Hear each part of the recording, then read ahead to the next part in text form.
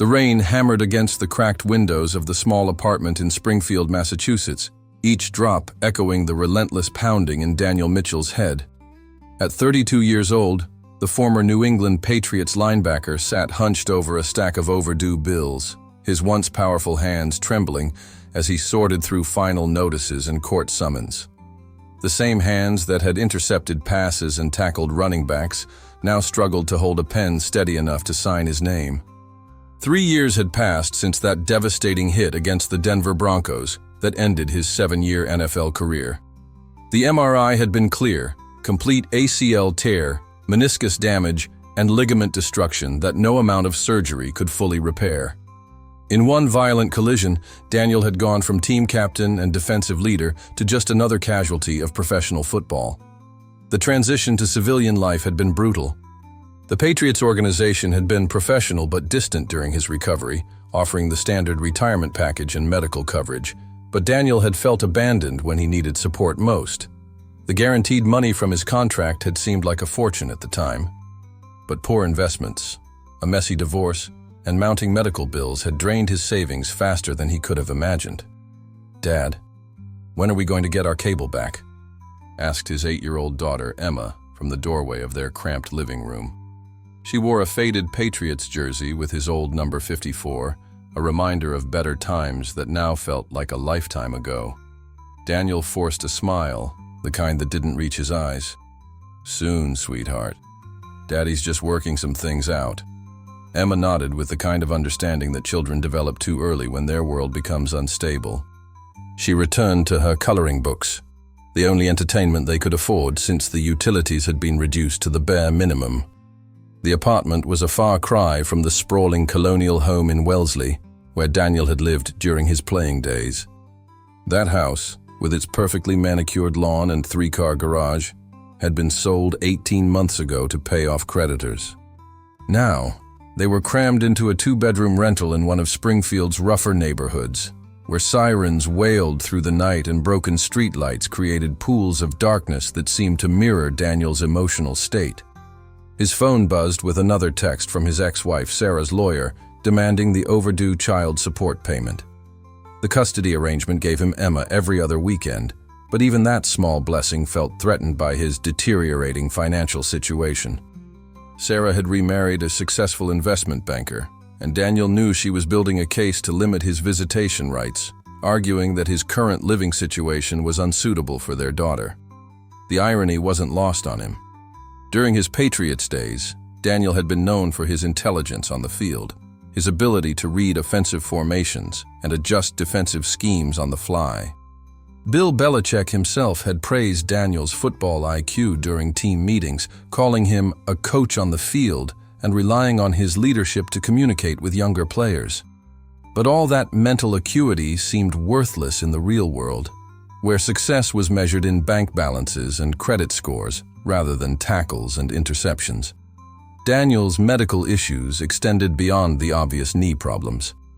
The years of hits had taken their toll in ways that didn't show up on X-rays. He suffered from chronic headaches, likely related to the numerous concussions he'd sustained throughout his career. Sleep came fitfully, interrupted by joint pain and dark thoughts that seemed to multiply in the quiet hours before dawn. The team doctors had prescribed pain medication, but Daniel had watched too many former teammates fall into addiction to go down that path.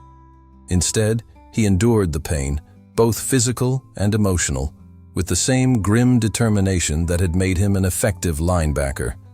But determination alone wasn't paying the bills or putting food on the table. The local job market had been unforgiving.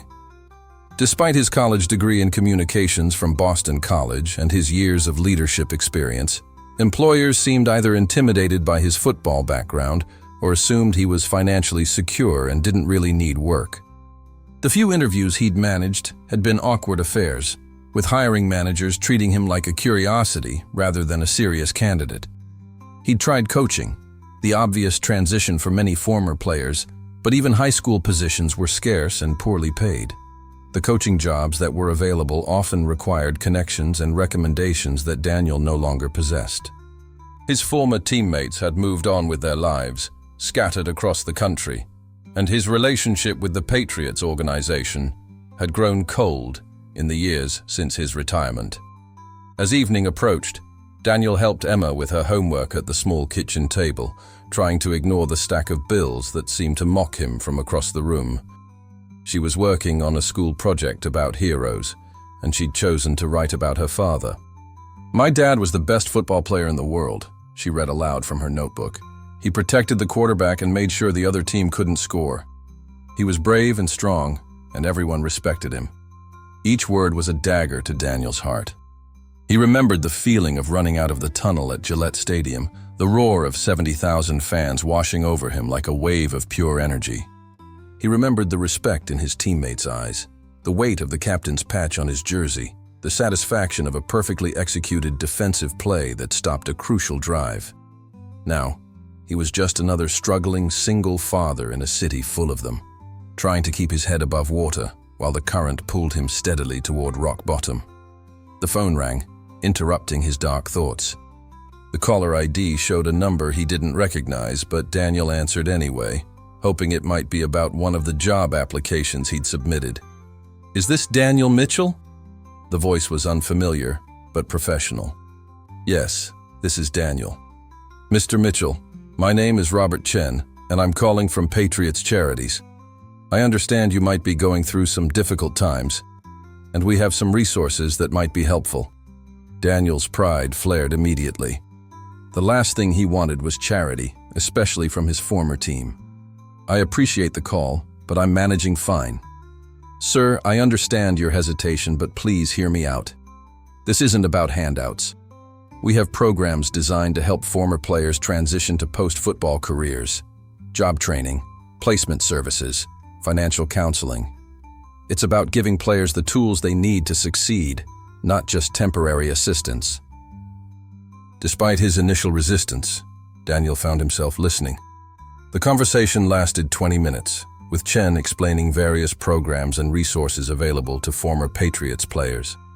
By the end of the call, Daniel had agreed to attend an informational meeting the following week at Gillette Stadium.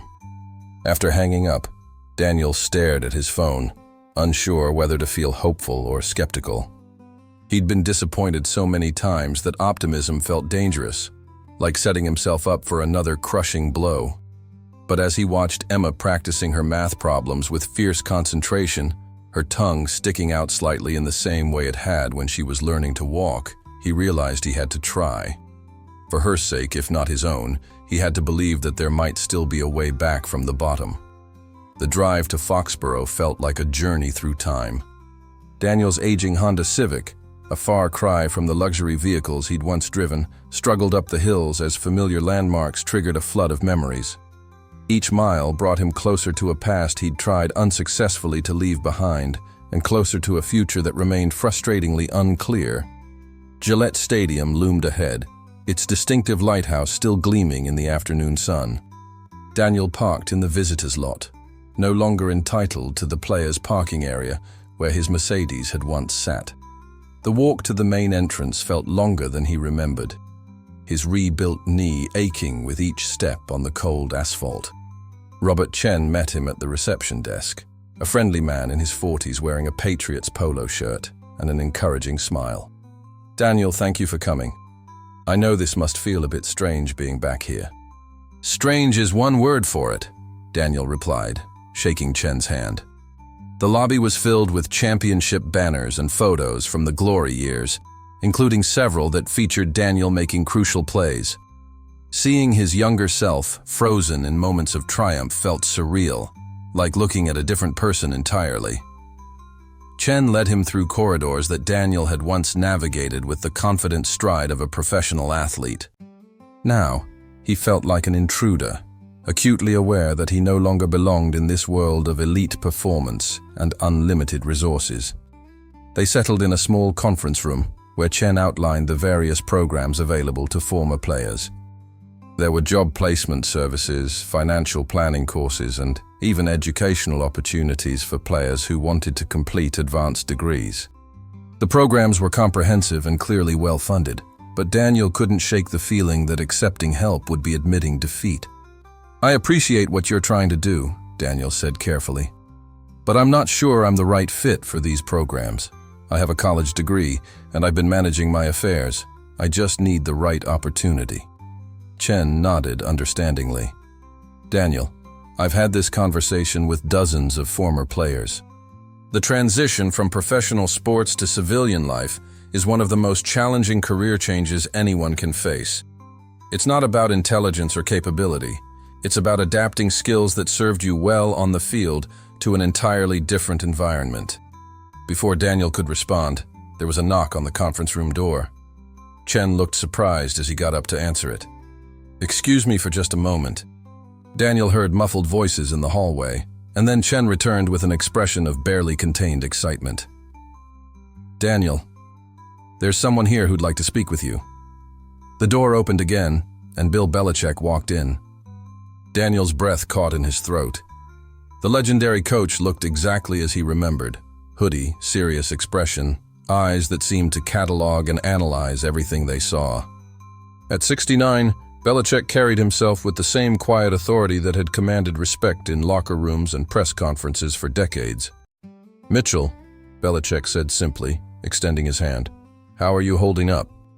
"Coach," Daniel managed, standing quickly and shaking hands with the man who had been both mentor and taskmaster during the best years of his life. I'm doing well, sir." Belichick's eyes narrowed slightly. The same look he'd given Daniel countless times when reviewing game film and spotting a blown assignment. "Are you?" The simple question, delivered with typical Belichick directness, cut through all of Daniel's pretense. He felt his carefully constructed facade beginning to crumble under the coach's penetrating stare. "I've been better," Daniel admitted.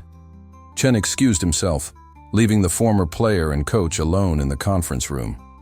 Belichick took a seat across from Daniel, his posture relaxed but attentive. "I heard about your situation," Belichick said. "Robert filled me in on some of the details. I wanted to talk to you personally."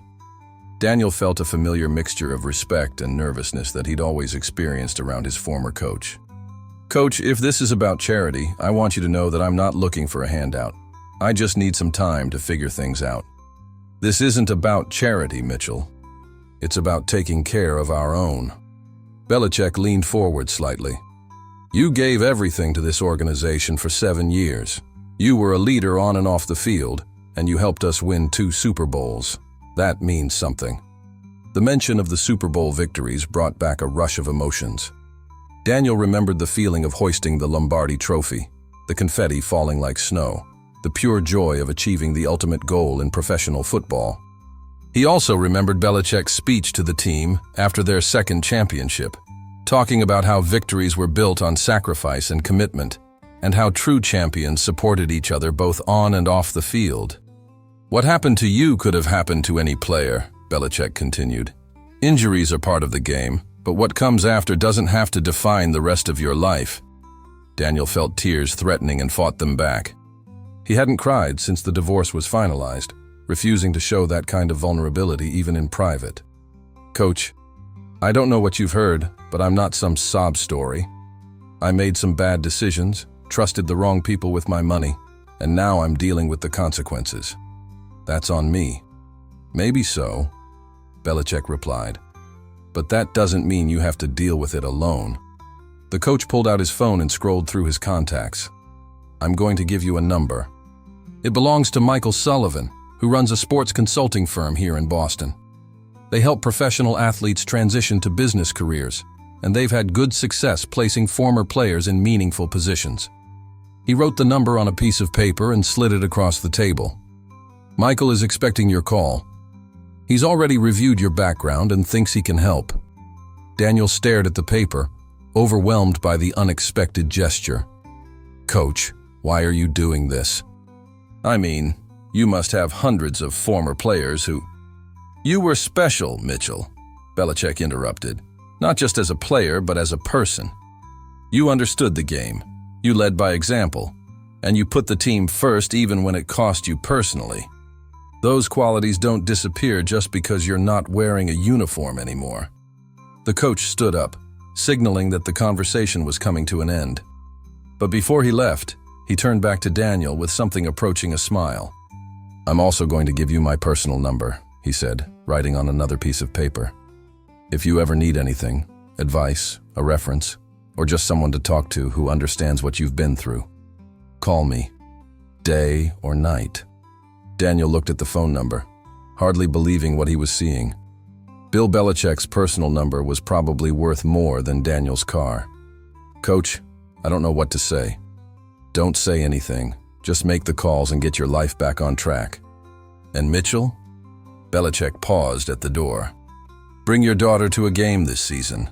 I'll make sure she gets the VIP treatment." After Belichick left, Daniel sat alone in the conference room for several minutes, staring at the two pieces of paper in his hands.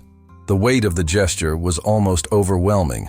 His former coach, one of the most successful and respected figures in professional sports, had taken time out of his busy schedule to personally help a struggling former player. Robert Chen returned with information packets about the various assistance programs, but Daniel barely heard the explanation. His mind was racing with possibilities for the first time in months. The phone numbers felt like lifelines thrown to a drowning man. On the drive home, Daniel found himself sitting straighter, his shoulders no longer carrying quite the same burden. The future was still uncertain, but for the first time since his injury, he felt like he had allies in his corner. More importantly, he had been reminded that his value as a person extended beyond his ability to play football. When he walked into the apartment, Emma looked up from her homework with bright eyes. "Dad, you look different. Did something good happen?" Daniel smiled, and this time it reached his eyes. "Yeah, sweetheart, I think it did." That evening, after Emma had gone to bed, Daniel sat at his kitchen table and carefully dialed Michael Sullivan's number. The conversation that followed would be the first step on a long road back to stability and self-respect. But it was a step he was finally ready to take. As he hung up the phone after scheduling a meeting for the following morning, Daniel realized that Bill Belichick had done more than just provide job leads. He had reminded Daniel that his identity wasn't defined by his current circumstances, and that the qualities that had made him successful on the football field could be channeled into success in other areas of life. It was a lesson that would prove invaluable in the challenging months ahead. Michael Sullivan's office in downtown Boston was everything Daniel had expected from a high-end consulting firm. Sleek furniture, panoramic views of the harbor, and walls lined with awards and photos of successful clients. What Daniel hadn't expected was Sullivan himself. A former college football player who had transitioned to business after a knee injury ended his own playing career. "The parallels between your story and mine are remarkable," Sullivan said as they sat in his corner office. He was a tall, lean man in his 50s with graying temples and an easy smile. Different levels, different outcomes, but the same fundamental challenge, figuring out who you are when the game is over. Daniel felt immediately comfortable with Sullivan in a way he hadn't with other potential employers. There was no celebrity worship, no awkward questions about famous teammates, just a straightforward conversation between two men who understood the unique challenges of athletic retirement. "Bill Belichick spoke very highly of you," Sullivan continued, reviewing a folder with Daniel's information. "He mentioned your leadership abilities, your work ethic, and your football IQ. Those are exactly the qualities that translate well to business consulting." Over the next 2 hours, Sullivan outlined a comprehensive plan for Daniel's career transition. It started with a 3-month intensive training program in business fundamentals, project management, client relations, financial analysis, and presentation skills. The program was designed specifically for former athletes and acknowledged both their unique strengths and the gaps in their business education. "The beauty of working with former professional athletes," Sullivan explained, "is that you already understand pressure, teamwork, and performance under scrutiny. Those are harder to teach than spreadsheet formulas or PowerPoint presentations." The position Sullivan had in mind was with a mid-sized firm that specialized in helping businesses improve their operational efficiency. Daniel would start as an associate consultant, working with a team to analyze client operations and recommend improvements. The starting salary was modest by his former standards, but would be enough to stabilize his financial situation and regain custody stability with Emma. "There's one more thing," Sullivan said as their meeting was wrapping up. "Bill mentioned that you might benefit from some financial counseling to address your current debts and legal issues." I work with an attorney named Jessica Martinez, who specializes in helping athletes resolve financial problems. She's discreet, effective, and reasonable with her fees. Daniel left Sullivan's office with a briefcase full of training materials and a schedule that would consume most of his waking hours for the next 3 months. But for the first time in years, he had a clear path forward and the support system to follow it. The training program was intensive and challenging. Daniel spent mornings in classroom sessions learning business theory and afternoons working on real case studies. His classmates were a mix of former athletes from various sports, all facing similar transition challenges. The camaraderie reminded him of the team environment he had missed so much. The most difficult part was managing his schedule with Emma. She stayed with him every other weekend, and he was determined not to let his career rehabilitation interfere with their time together. Some Saturdays, Emma would sit quietly in the corner of the training center, working on her homework, while Daniel participated in group exercises. "Dad, are you going to be a businessman now instead of a football player?" she asked one afternoon as they walked through Boston Common after a particularly long training session. "I think so, sweetheart. Does that sound okay to you?" Emma considered this seriously, the way children do when addressing important life changes. "Will you still be strong and brave like when you played football?" "I hope so, but maybe in different ways." "Good," she said, taking his hand, "because I still want you to be my hero." Jessica Martinez proved to be as competent as Sullivan had promised. The attorney was a sharp woman in her 40s who had built a practice around helping high-profile clients navigate financial difficulties with minimal public exposure. She reviewed Daniel's situation with clinical efficiency and developed a payment plan that would satisfy his creditors while leaving him enough income to live on. "Your case is actually not as bad as some I've seen," she told him during their first meeting. "You have assets to work with and income potential. We can negotiate reasonable settlements and get you back on solid ground within 2 years if you stick to the plan." The legal and financial rehabilitation was humbling, but necessary. Daniel had to swallow his pride and admit to mistakes he'd made during his wealthiest years. But Martinez handled the negotiations professionally, and gradually, the crushing weight of debt began to lift. 6 weeks into the training program, Daniel received an unexpected call from Bill Belichick. "How's the transition going, Mitchell?" "It's challenging, coach, but good. Really good. I can't thank you enough for connecting me with Michael Sullivan." That's what I wanted to hear. "Listen, I have something else that might interest you. We're looking for someone to help with our community outreach programs. It would be part-time, flexible hours, working with local schools and youth organizations. The pay isn't much, but it might be good experience and it keeps you connected to the game." Daniel was intrigued. "What kind of work exactly?" "Talking to kids about making good choices, staying in school, that sort of thing." Your story, both the successes and the struggles, could be valuable to young people who are facing their own challenges. The offer was unexpected, but appealing. Daniel had always enjoyed working with younger players during his Patriots days, and the idea of turning his experiences into something positive for others was attractive. "I'd be interested, coach. When would you need an answer?" "Take your time. Think about it and let me know." That evening, Daniel discussed the opportunity with Emma during their dinner of grilled cheese sandwiches and tomato soup. "You would talk to kids about being good?" she asked. "Something like that. About working hard and making smart choices." "That's important," Emma said with the seriousness of an 8-year-old. "Some kids don't know how to make good choices." Daniel smiled at his daughter's wisdom. "You're right. Maybe I could help them learn." Over the following weeks, Daniel threw himself into both the consulting training and his new role with the Patriots Community Outreach Program. Speaking to students at local high schools and community centers, he found a natural rhythm in sharing his story. He talked honestly about both his achievements and his mistakes, emphasizing the importance of education, financial responsibility, and maintaining perspective. The response from students was overwhelmingly positive. They connected with his authenticity and appreciated his willingness to discuss failure as well as success. Teachers and administrators began requesting return visits, and word spread about the former linebacker who didn't just lecture about success. but honestly addressed the challenges that came with it. "You have a real gift for this," said Patricia Williams, the principal at Springfield High School, after one of Daniel's presentations. "These kids hear a lot of motivational speakers, but they don't usually get someone who's lived through real adversity and come out the other side." The community work became more than just a side job. It became a source of genuine fulfillment. Daniel realized that his struggles, as painful as they had been, gave him credibility and connection with young people who were facing their own obstacles. 3 months after starting the program, Daniel completed his training and accepted a full-time position with Sullivan's recommended consulting firm.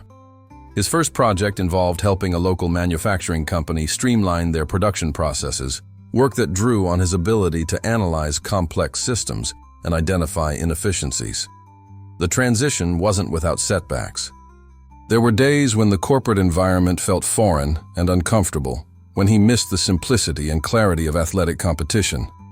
But gradually, Daniel began to find his footing in the business world, discovering that many of the skills that had made him successful on the football field translated well to professional consulting. His relationship with Emma also improved as his financial situation stabilized.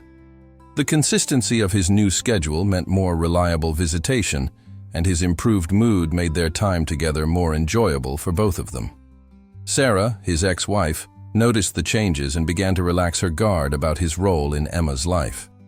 "You seem different," she said one evening when dropping Emma off after a school play they had both attended. "More like your old self, but steadier somehow." Daniel considered her observation. "I think I'm finally figuring out who I am when I'm not wearing a uniform." As autumn approached and the NFL season began, Daniel found himself following the Patriots with renewed interest. But instead of the painful nostalgia he had felt in previous years, he now watched with appreciation for his time with the organization and gratitude for the foundation it had provided for his current success. The transformation wasn't complete. Daniel still had debts to pay and skills to develop, but the trajectory of his life had fundamentally changed. He had gone from drowning to swimming, and for the first time since his injury, he could see a future that he was excited to build. The first snow of winter was falling when Daniel received a call that would test everything he had learned about resilience and giving back. It was a Tuesday evening, and he was helping Emma with her science project when his phone rang. "Daniel? This is Coach Thompson from UMass." The voice was urgent, strained. "I got your number from Bill Belichick. We have a situation here, and Coach Belichick thought you might be able to help." Daniel set down Emma's volcano model and stepped into the kitchen for privacy. "What's going on, Coach?" "One of our linebackers, a kid named Tyler Washington, just lost his scholarship. Academic issues, but there's more to it. His family situation is falling apart, and he's talking about dropping out entirely. Coach Belichick mentioned that you do community work and might understand what this kid is going through." Daniel felt a familiar tightness in his chest. He remembered his own dark moments, the feeling of watching his world collapse with no clear way forward. "What kind of help are you looking for?" "Honestly, I don't know. Maybe just someone to talk to him. Someone who's been through hard times and come out the other side. This kid has real potential, both as a player and a person, but right now, he can't see past his immediate problems." Daniel agreed to meet with Tyler Washington the following afternoon. The drive to UMass Amherst brought back memories of his own college playing days at Boston College, when the future had seemed unlimited and professional success felt inevitable. Tyler was waiting in Coach Thompson's office, slumped in a chair with the defeated posture Daniel recognized from his own lowest moments.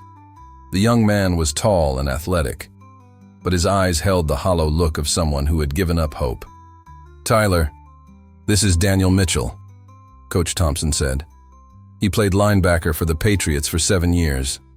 Tyler looked up with mild interest but no real enthusiasm. "Nice to meet you," he said politely, clearly wondering why another former player had been brought in to lecture him. Daniel took a seat across from Tyler and studied him for a moment. "Coach Thompson tells me you're thinking about quitting school." "Yeah, well, when you lose your scholarship and can't afford tuition, quitting isn't really a choice. It's just what happens." "What happened with your grades?" Tyler's jaw tightened. "My mom got sick. cancer. I've been driving back and forth to Boston for her treatments, missing classes, falling behind. The academic advisors say I can make up the work, but the athletic department already pulled my scholarship. Daniel felt the familiar weight of someone else's pain. What about your father? Not in the picture. Never has been. It's just me and my mom, and now with the medical bills. Tyler's voice trailed off. Daniel nodded slowly. So, you're carrying everything. Taking care of your mother, trying to keep up with school, maintaining your athletic performance. That's a lot for anyone. Doesn't matter how much it is. I couldn't handle it, so now I'm done. Are you? Tyler looked up sharply. What do you mean? I mean, are you really done? Or are you just in a tough spot that feels permanent? For the next hour, Daniel shared his own story. Not the sanitized version he used in his motivational speeches, but the raw, honest account of his fall from professional success to near homelessness. He talked about the shame, the fear, the feeling that his identity had been completely erased when he could no longer play football. Tyler listened with growing attention, recognizing elements of his own experience in Daniel's narrative. The thing is, Daniel concluded, I thought my life was over when I got injured. I couldn't see any way forward that didn't involve football. But what I learned is that hitting bottom isn't the end of your story unless you decide it is. Easy for you to say, Tyler replied, but his tone was less defensive than before. You made it in the NFL. You have connections, resources. I'm just some kid from Dorchester who's about to flunk out of college. Daniel leaned forward. Tyler, 3 years ago, I was living in a 2-bedroom apartment in Springfield, behind on rent, eating ramen noodles and wondering how I was going to pay child support. I had NFL money once, but I lost it all through bad decisions and worse luck. The connections and resources you're talking about? I had to rebuild those from nothing. Something shifted in Tyler's expression. For the first time, he seemed to truly hear what Daniel was saying. So, what changed? Tyler asked. People helped me. People who didn't have to, who got nothing out of it except the satisfaction of giving someone a second chance. And now I'm in a position to maybe help you. Daniel outlined a plan that he developed on the spot, drawing on resources he had accumulated during his own recovery. He would speak to the athletic department about reinstating Tyler's scholarship on a probationary basis. He would help Tyler develop a schedule that balanced his academic responsibilities with his caregiving duties. Most importantly, he would provide ongoing mentorship and support. Why would you do this? Tyler asked. You don't even know me. Because someone did it for me when I needed it most, Daniel replied. And because I see something in you that reminds me of myself at your age, maybe a little stubborn, but not ready to quit. The meeting with the athletic department the next day was tense but productive. Daniel's presence and advocacy carried weight, and his offer to personally monitor Tyler's academic progress convinced the administrators to give the young man another chance. Over the following weeks, Daniel found himself deeply involved in Tyler's rehabilitation. They met twice a week to review academic progress and discuss life challenges. Daniel helped Tyler develop better time management skills and connected him with resources for financial assistance with his mother's medical expenses. The mentoring relationship reminded Daniel of the impact that Bill Belichick had made in his own life. The legendary coach hadn't just provided job leads, he had offered hope and reminded Daniel of his inherent worth. Now Daniel was in a position to provide that same type of support to someone else. Emma, now 9 years old, became an unexpected part of Tyler's support system. When Daniel had to bring her to his mentoring sessions, she would quietly do her homework while the two men talked. Her presence seemed to remind Tyler of the importance of family and the responsibility of being a role model. Your daughter is pretty cool, Tyler told Daniel one afternoon. She asked me about my mom, and when I told her about the cancer treatments, she said she would pray for her. That meant a lot. She's got a good heart, Daniel replied. And she understands what it's like when parents are struggling. Tyler's academic performance improved steadily through the semester. His football skills, which had never been in question, began to shine again as his confidence returned. But more importantly, He began to develop the kind of leadership qualities that Daniel recognized from his own playing days. "I want to do what you're doing," Tyler said during one of their sessions in late February. "I want to help other kids who are going through what I went through." "You're already doing it," Daniel replied. "I've watched you with some of the younger players on the team. You're becoming someone they look up to." The success with Tyler led to other opportunities for Daniel to mentor struggling athletes. Word spread through the Boston sports community about the former Patriots linebacker who was making a difference in young people's lives. High school coaches began calling, asking for his help with players facing academic or personal challenges. Daniel's consulting career also flourished as he applied the same dedication and analytical skills that made him successful in mentoring. His unique background as both a former professional athlete and someone who had overcome significant personal challenges made him an effective consultant for organizations dealing with leadership and performance issues. But it was the mentoring work that truly fulfilled him. Each young athlete he helped reminded him of the power of second chances and the importance of community support. He began to understand that his struggles, as painful as they had been, had prepared him for this role in ways that unbroken success never could have. One evening in March, as Daniel was reviewing Tyler's latest grade report, all B's and above, his phone rang. It was Bill Belichick. "Mitchell, I've been hearing good things about the work you're doing with young athletes. Just trying to pay forward what you did for me, Coach." "That's exactly what I wanted to hear. I have another situation that might interest you. There's a kid in Providence, former high school star, got into some legal trouble and lost his college opportunities.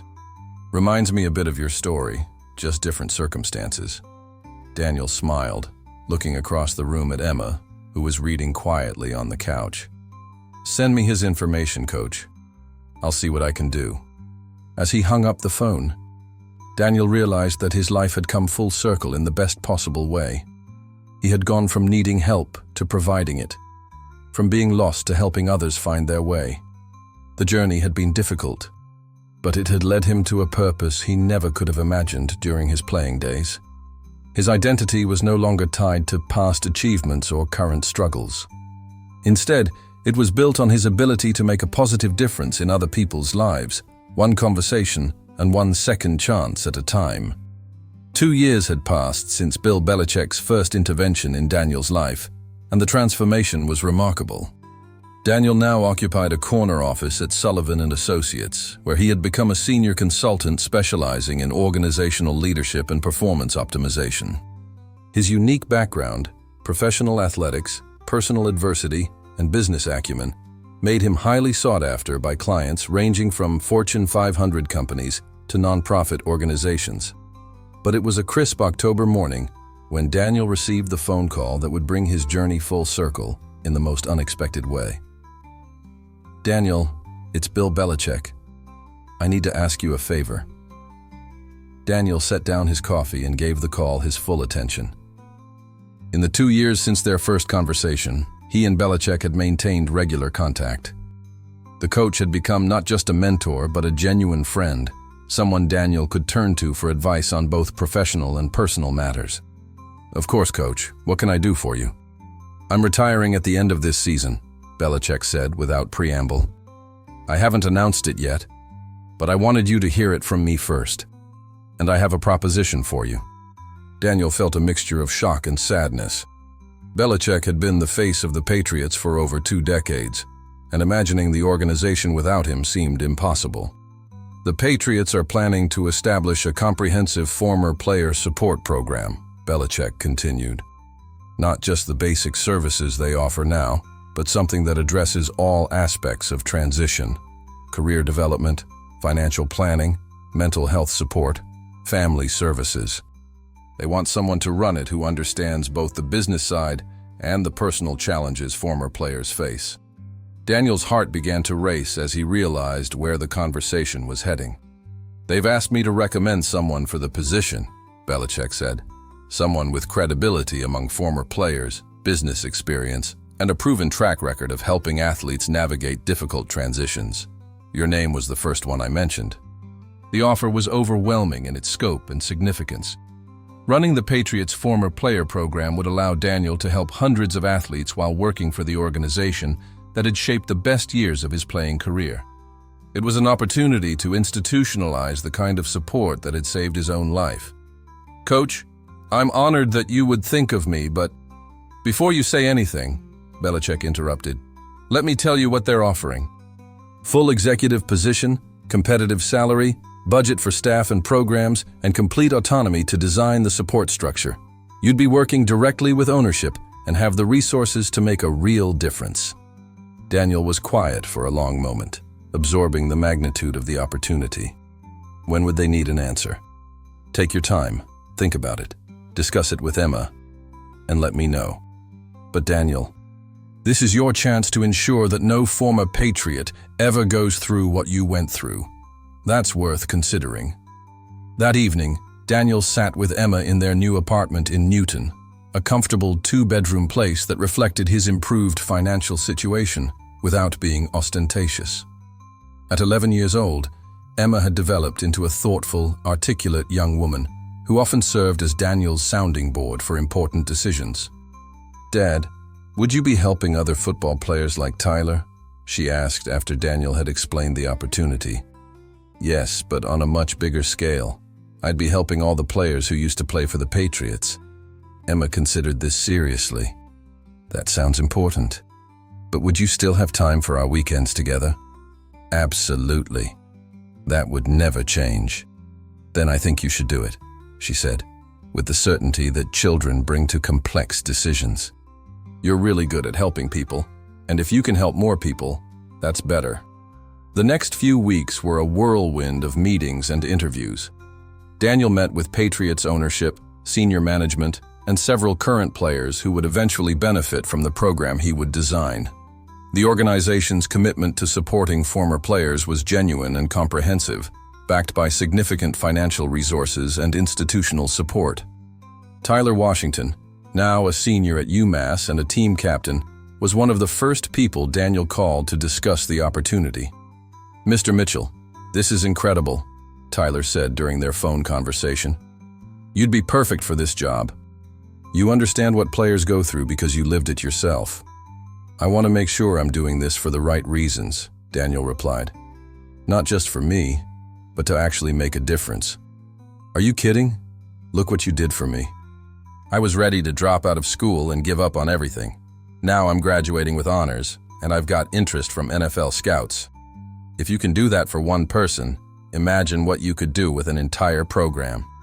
Daniel's decision was further influenced by a conversation with Michael Sullivan, who had become both a business partner and close friend. "This is your calling, Daniel," Sullivan said over lunch at their usual downtown restaurant. "You've proven yourself in the consulting world, but this opportunity allows you to combine your business skills with your real passion for helping athletes. It's rare to find a job that pays well and feeds your soul." The formal offer came in November, and Daniel accepted without hesitation. The announcement was made in December, with Bill Belichick personally introducing Daniel at a press conference as the new director of former player development for the New England Patriots. "Daniel Mitchell exemplifies everything we want in a leader for this program," Belichick said to the assembled media. "He's been where our former players are going, he's overcome significant challenges, and he's dedicated his post-playing career to helping others succeed. This program will be a model for the entire NFL." The transition to his new role was seamless in some ways and challenging in others. Daniel had to hire staff, develop policies, and create programs from scratch while learning to navigate the complex politics of a professional sports organization. But his credibility with former players was immediate and absolute. His first major initiative was establishing a 24-hour helpline, staffed by licensed counselors and former players trained in crisis intervention. The program also included job placement services, financial planning education, and family support resources. "The goal isn't to solve every problem," Daniel explained to his new team during their first staff meeting. "It's to make sure no former player ever feels alone or without options when they're struggling." One of his early success stories was James Rodriguez, a former Patriots running back who had been struggling with depression and substance abuse after a career-ending neck injury. James had been reluctant to seek help, but he responded to Daniel's outreach because he knew Daniel understood the unique challenges of professional athletic retirement. "You saved my life," James told Daniel 6 months after entering the program. "Not just by getting me into treatment, but by showing me that there was still value in who I am as a person." The program quickly gained national attention as other NFL teams sought to replicate its comprehensive approach.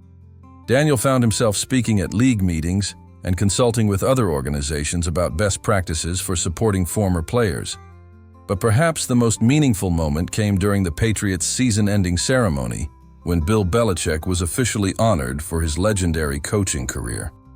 In his farewell speech, Belichick mentioned the former player program as one of his proudest achievements.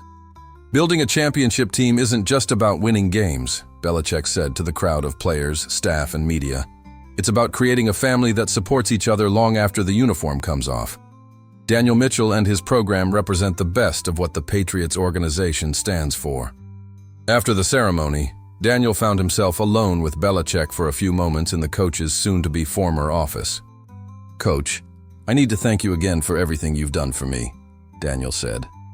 Belichick waved off the gratitude. "You did the work, Mitchell. I just opened a door. You did more than that. You reminded me that my worth wasn't defined by my worst moments or my biggest failures. You gave me a chance to rebuild not just my career, but my entire life. And what did you do with that chance?" Daniel thought about the question. In the 2 years since their first conversation, he had stabilized his finances, rebuilt his relationship with Emma, established a successful consulting career, mentored dozens of young athletes, and now was running a program that would help hundreds of former players. "I tried to pay it forward," he said. "Exactly. That's what champions do. They lift others up." 6 months later, Daniel was sitting in Gillette Stadium watching Emma throw out the first pitch at a Red Sox game, a privilege arranged through his connections with the Patriots organization.